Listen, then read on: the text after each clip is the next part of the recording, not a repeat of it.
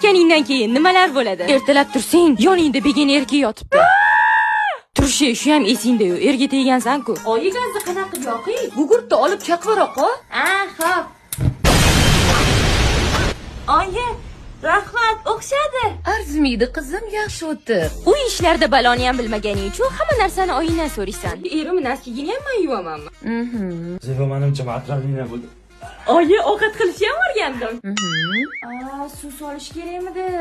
Oy, Oyi, erimni xolasini nima deb chaqiring, qayni xolami? hammasini orqasiga jon qo'shib chaqiraverasan. Ha, bo'ldi, ha. Xolajon, bumaga xomut ichkarida olasizmi? Endi sekin dushman taraf bilan tanishsak. Bu hayotingni spalnisigacha aralashadigan Oysha xoling. Bunisi tishi to'kilsa ham jag'i to'kilmagan qayni buving. Voy, bu asalchi bo'lsa sani bolang. Nima? Qachon tug'ding? Mahal tayyor emasman. Kim buni boqadi? Siyib qo'ysa nima qilaman? Kim menga yordam beradi? Bu borada menga pansi takliflari yordam beradi.